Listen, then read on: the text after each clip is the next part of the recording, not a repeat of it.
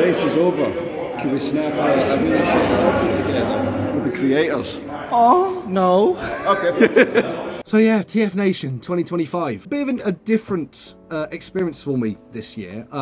Normally I stay at the Hilton Hotel where it's hosted. But this year I was commuting in every day, basically. So it was a little bit different having to include that as part of my plan for the day, driving in and then heading back out in the evening. It did mean that I could stick around for the Thursday, which was quite nice as a kind of soft launch into the convention, because normally I've done Friday through Saturday, and that's included my actual stay at the hotel. But yeah, having a bit of Thursday as well to acclimate and meet my pals a little bit earlier and all that kind of stuff was really nice. I really appreciated having that extra time. This was the first time that I'd done early access, actually. Last year, being in the trader hall with the general access was not a pleasant experience, and there were moments this year actually where it was very kind of crowded and actually got quite warm and stuffy. But having the opportunity to get in earlier and have a bit more of a relaxed experience going around and buying stuff was definitely worth it in terms of making it more enjoyable for myself. I'll be honest, I didn't really go and see anything that was on this list, not because it didn't interest me, but because it was just so busy, and I was spending so much time alternating between the trader hall and the bar where my mates were. On the Friday, I managed to go and see the Triple Takeover panel. It was a similar sort of panel to ones that I've done previously, where they have 3 toys that they've each picked, and then the audience kind of cheers for the loudest for which one they think is the worst big toy or has the best transformation or stuff like that. A lot of like categories and stuff, which was fun being part of that. I enjoyed that. Saturday, like I said, I had the early access and that was good. I caught a little bit of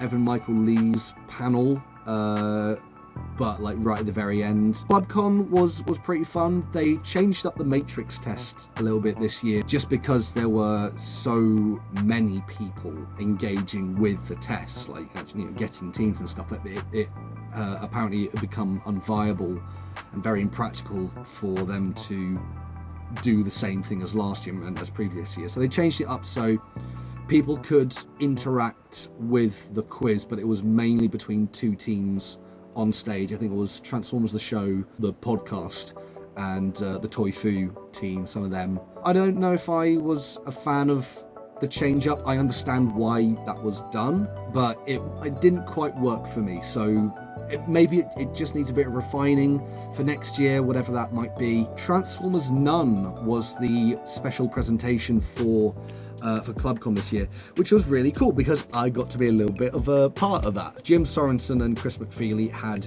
dug up some old drafts of early ideas and concepts for the G1 show, and they'd found something which I believe the working title was A Robot's Best Friend is His Dog.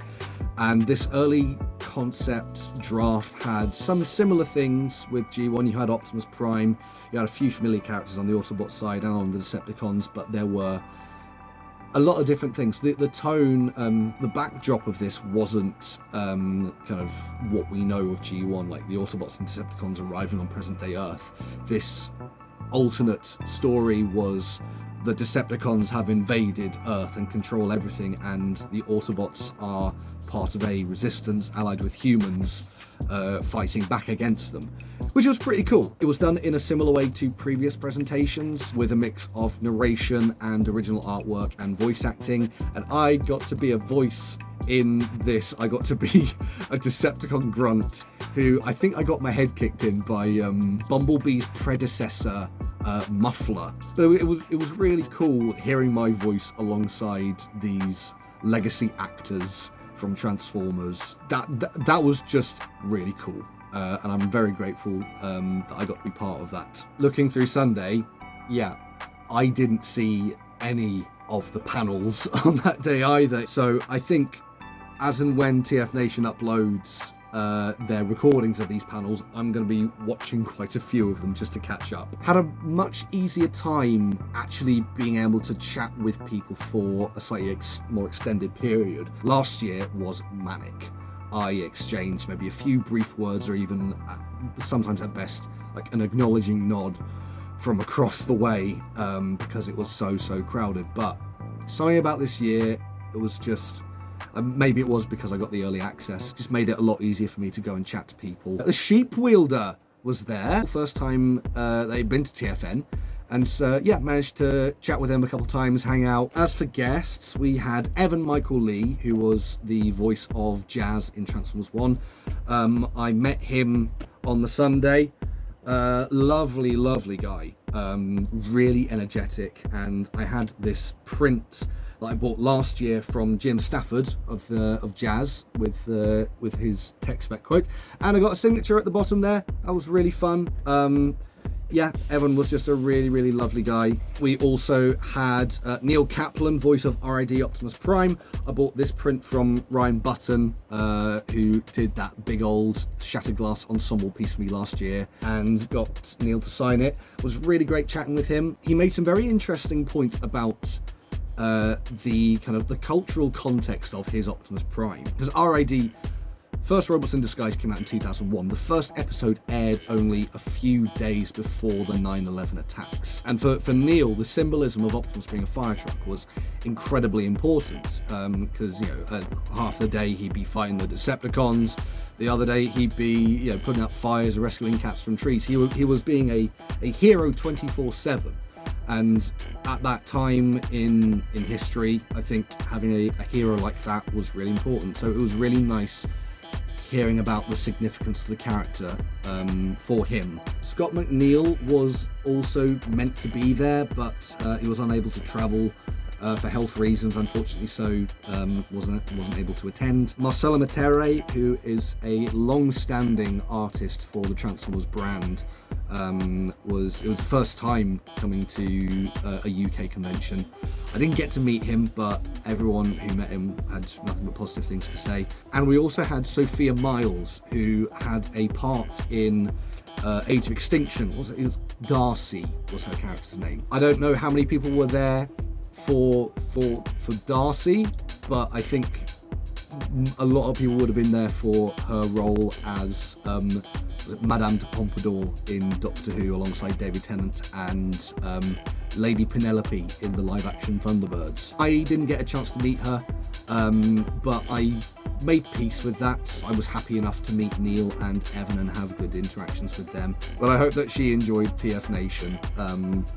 I don't know what she was expecting from this. Oh, the Throttlebot 5000. Some of you may remember last year we had the Throttlebot race at the Hilton, which was great fun, and this year we expanded a little bit. Our little contingent of Crosshairs and Infinisun people was joined by a few more guests, and we took a selection of Throttlebots, some of them custom painted, some of them not, down to one of the halls near the swimming pool and raced them. It was really fun. We kind of played it similar to golf, where you had a gold painted Optimus, which was the prize, a little ways down the hallway, and yeah, people would race their Throttlebots one at a time and try and hit the trophy, and the first person to do that was the winner. I volunteered my Throttlebots for other people to race with, and I was mainly just filming, but that was terrific fun. Sheep Wielder was there, Mr. Lubat. Kian Carlisle joined us, which was a bit mad in hindsight. Paper Plane was there as well, so quite a few people that you know, the Transformers community may recognise. Yeah, it was great fun. That was really fun. So many people who watch this channel are fans of our stuff, who I'd met in previous years, some first timers as well. If I could list you all, I'd be here forever, but that was really nice to have those interactions. Let's talk about the Forge and art stuff that I got, because those were always really nice. One of the first little things I got were these really cool little stickers from the Chromatroid, Monica. She was giving away these stickers as freebies, this Optimus and Megatron They look really cool. I love that she did Megatron with his black helmet. It's very rare to find that in any kind of media anywhere. I'm going to add these to my pile of stickers that I have mad anxiety about where they should go. Thank you, Monica. We had a visitor from the US. Nicole is one of the members of the Infinity Sun Discord, and she came over for, I think it was about a week, to visit England and see TFNation. It was lovely having her. And she brought this really cool print of Dinobot riding Rat.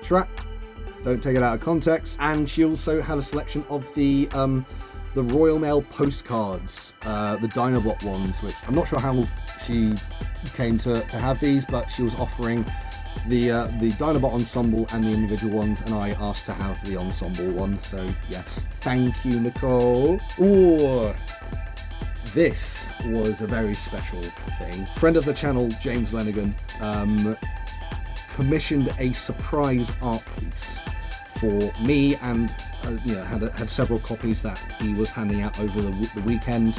But he commissioned Mason to do this incredible Ascension 10th anniversary piece, which left me speechless when he showed me this. It's so cool. I'm absolutely delighted with it, to see all these characters all together. You've got Broken Mirror on one side with Shatter Prime, the army of the cloned army of Sideswipes. I didn't realise that I'd actually done this again with Shattered Glass. That I don't think that was intentional, that I'd done just an army of Sideswipes as Auto Troopers. Optimus there with the Matrix, Grace in the middle. This Treadshot is split, so that's his Prime version on the right side. Black Shadow, Cyclonus, Cameron Fowler, Lex Fairborn, Quinjet, Inferno at the bottom there.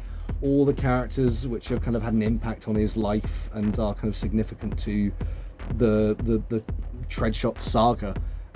Yeah, I damn near teared up when he showed me this. It's an amazing piece. I'm so grateful to him and Mason for putting this together. I'm going to treasure this immensely. I have a digital version as well, and yeah, I think I'm probably going to laminate this or do something to make sure that it's protected and hang it up somewhere nice in my new student account. Brilliant. Thank you, Mason. Thank you, James. So cool. I ran into Graham, who runs the TFUK guide, and gave me one of the postcards. The TFUK guide is his kind of unofficial Transformers zine that he runs and mails out to subscribers, which is really cool. There's a QR code there. If you're able to scan it, go check it out. It's got some really great stuff in it. So thank you, Graham. Lovely to actually get to talk to you properly this year. That was really nice. Picked up my physical copy of Thunderclash Gets It Together. This is the third year that I believe it's Transmasters UK and Toy Fu have produced this charity comic with a whole load of amazing talented artists and writers. I've not had a chance to read this properly, but all proceeds from these purchases go directly towards Toy Fu and their Mary's Meal efforts. This year, Toy Fu managed to hit their target of 250,000 lifetime donations, which is amazing. That is an incredible achievement and milestone. So I picked this up from Gav Spence, who runs TRDQ and has, he was running the TM UK stand. And I also got this funky little badge. I love a badge, love a pin. This is Don Figueroa, by the way. This is the GOAT. I was also given this sticker as well. I think it came from Nicole. Make of that what you will. Funby Studios was there as well. They do a lot of Transformers themed 3D prints and CADs and stuff like that. I've used quite a few of their models in Shattered Glass. So the med kit, the main computer console, all of those were designs from Funby. And so I had to go and say hello. Went over to meet him. Really lovely guy. Told him that we've been using his designs in our films, and he was super appreciative.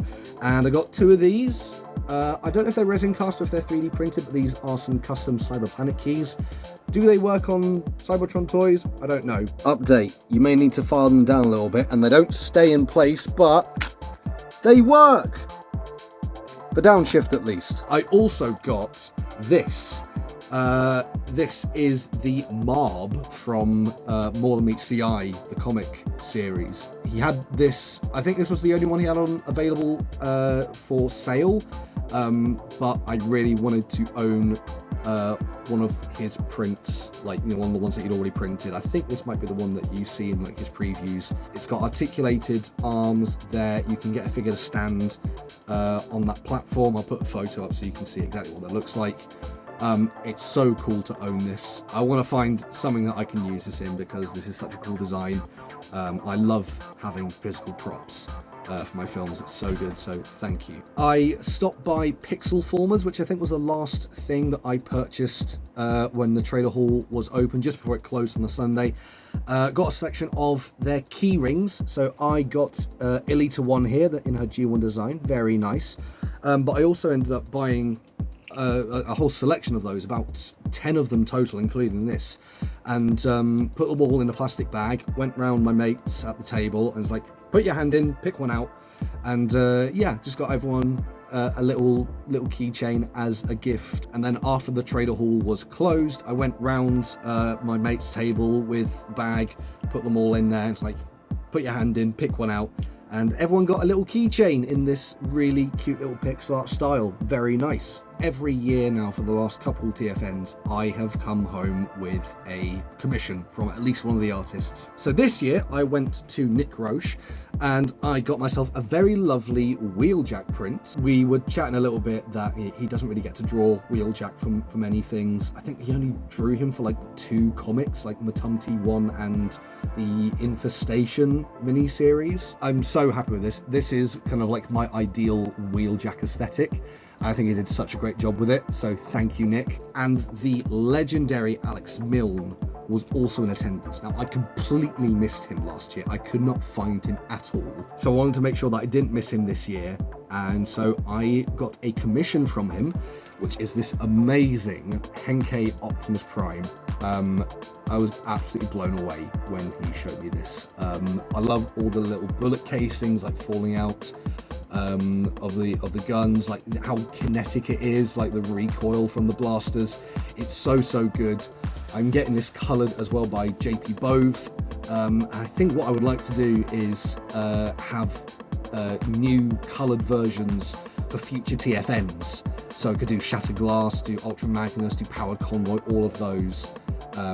But it's a brilliant piece. Right, it's toy time, friends. My overview of the haul this year was it was about the same size as last year, not massive, and I managed to stay fairly within budget for both days. I didn't really go over my overflow all that much, and I'm very happy with kind of what I picked up. I didn't go and buy anything that I felt like I needed to convince myself to buy. And that certainly helped me a lot with this. So there were a few things that I pre-ordered and ended up having a kind of a mini Thursday haul. So I got this lovely thing. This is a custom character from Beast Wars called Pine Cutter.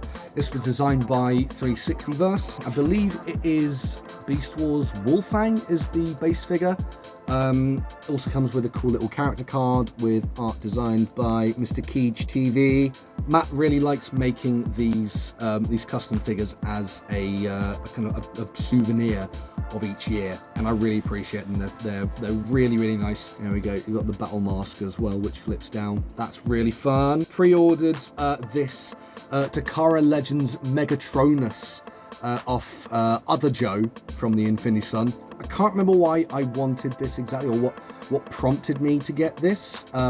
It's a great design. It's a shame that this is the only official version that Hasbro made. I know there's the Generation Toy third-party version, but I did have the Hasbro version when it first came out in 2013. Oh my god. It has, of course, like all the extra Takara paint detailing, which really does polish this thing quite nicely. Joe also cursed us with a selection of stuff that he was just kind of giving away, and he had a selection of these Beast Wars knockoffs, and I ended up with this. I think this is C-Clamp, and it's one of the Tripledacus, Tripredacus combiner. It doesn't combine with anything. It's like seaside buckets and spade plastic quality, but it's so much fun. It brought me so much delight because the waist splits there.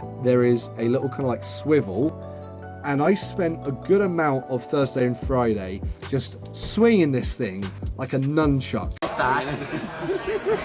Give him a spin, Joe. Give him a spin. It's simple. This transformation. Welcome to my humble abode. Did you customize the trailer? This delighted me so much, I cannot tell you. I mentioned the Chromatroid earlier. She came along with, as well as stickers, a little bag of figures that she was giving away, and I reached in and pulled out Rise of the Beasts mainline Optimus Prime. I have the Studio Series version of this Optimus. This is so much more fun though. It's very undersized in a lot of places, especially the gun, but it's so much fun to transform it, to pose it, just do anything with it. I really, really like this toy. I was really happy to pull that out of the bag. Thank you again, Monica. I'm considering repainting this into Ultra Magnus. I really like the white core Optimus bot as a kind of representation of Magnus. And there's so little like red on him, and it looks really easy to take apart, that I might do that, and I think it would look really, really good. Managed to catch Spider Father again this year. I think I missed him last year completely, and he was, as ever, handing out a bunch of free little blind box and mini things, and he had about like 50 of these little Q Transformer lockdowns. It's so adorable. There we go, let's get him into his it's ridiculous little robot mode. There we go. It's so dumb. It's so cute. I love it.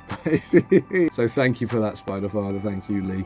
And then Friday, I ended up with a few more things. I was very much after a Battle Blades Bumblebee. I sold my original one many, many years ago. I had it for Uprising and then got rid of it afterwards. I think probably because I was like suffering from the bee fatigue. And then recently I realized how much I miss this figure. It's so good.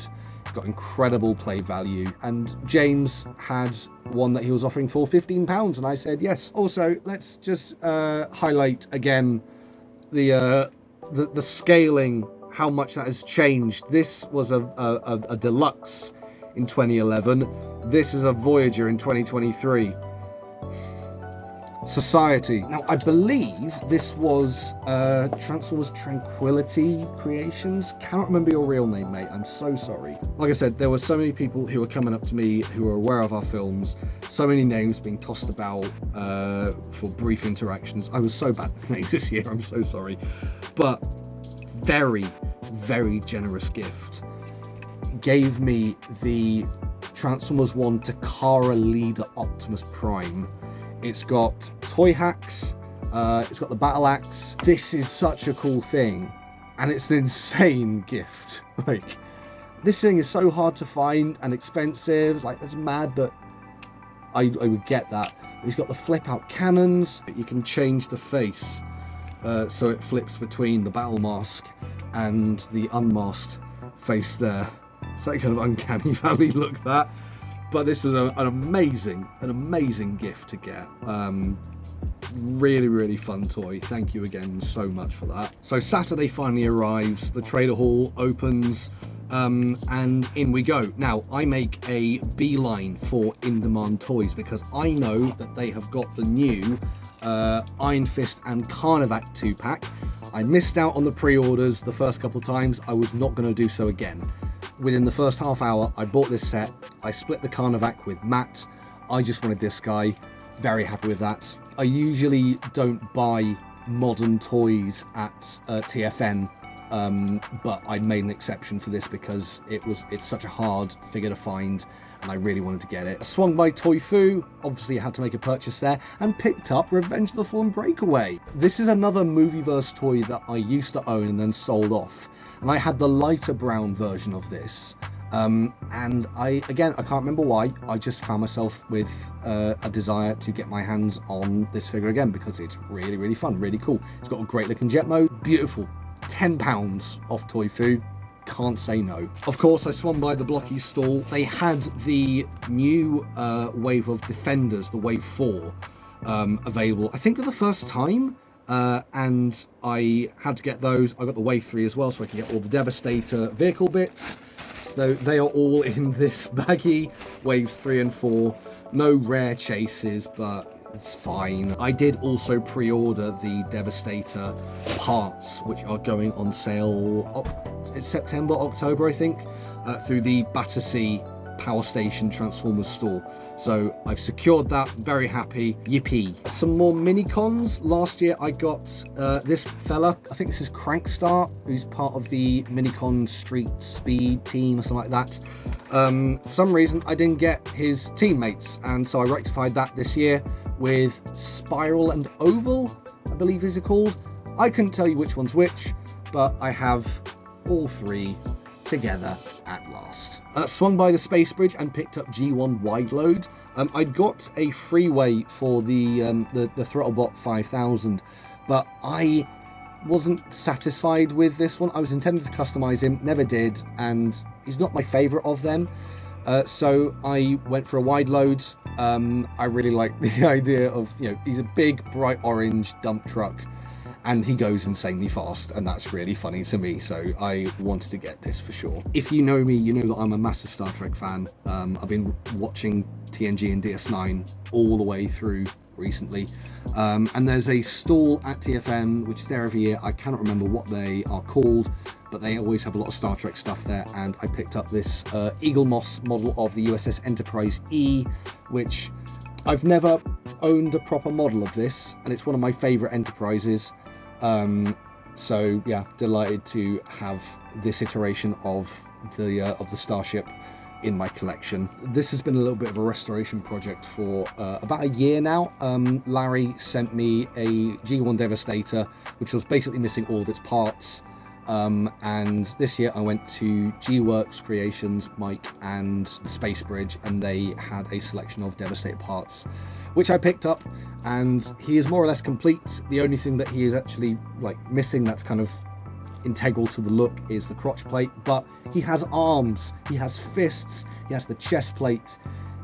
This is more or less a complete Devastator, and I'm really, really happy with that. Earlier this year, I got the Spy Changer Optimus Prime, which has been a little grail of mine for quite a while, because it is a yellow Optimus Prime, a yellow fire truck, but it's also the only female version of Optimus Prime within the Transformers multiverse. This came as part of a 2-pack, and I didn't get the Magnus when I bought this originally, because this was 25 and the Magnus from the same seller was also 25. But then I found the Magnus for £10 at the convention, and I couldn't say no to that, to reunite these guys. It's a great looking set. Swung by Rohan's Corner, and he had the Gamer Edition Decepticon Trooper there, another fun generic that I can have in the background of various shots and films. I didn't buy a lot of figures on the Sunday. I think Magnus was the last thing that I bought that day, but there are a few little things I got afterwards. Matt was giving away some stuff, and he had this Blockies cogged Orion packs from the latest wave, which I got hold of, and very happy to have that. And then the last thing, with the last bit of cash that I had, James and I have been talking about the Transformers Prime First Edition Optimus and the APC remake knockoffs of them. He had the Japanese colours one for sale, and I got it for 40 quid. It looks incredible in hand, really, really great quality. He's got the additional masterless head. He's got 2 blasters, 2 swords, the Star Saber as well, but that's currently in my display being held by Primer Prime. This looks so good. It looks so much better in hand, especially the blasters, because they are just black with maybe a little bit glittery, but for some reason the images that you find online show these with white dots all over them, and it doesn't look good. So I'm delighted to see that those aren't there. This is great. I'm so happy to have this, especially because my existing Prime has suffered a little bit from yellowing, and I tried to correct that with a Gundam marker, and I made a mess of him, unfortunately. Whoops. Whew, and that is the haul. Thank God that's over. I had a really good time this year. The highlights really were hanging out with my mates though, like whether we were just chatting at dinner or in the bar, you know, like kind of playing with our new purchases or showing those off. Those are the moments that really stuck out for me. I love being part of those, and I love being part of this community, and that friendship group is very, very special to me, so I'm incredibly grateful for it. Thank you to everyone who came over and said hi or chatted to me for however long. I really appreciate all of those interactions, however brief.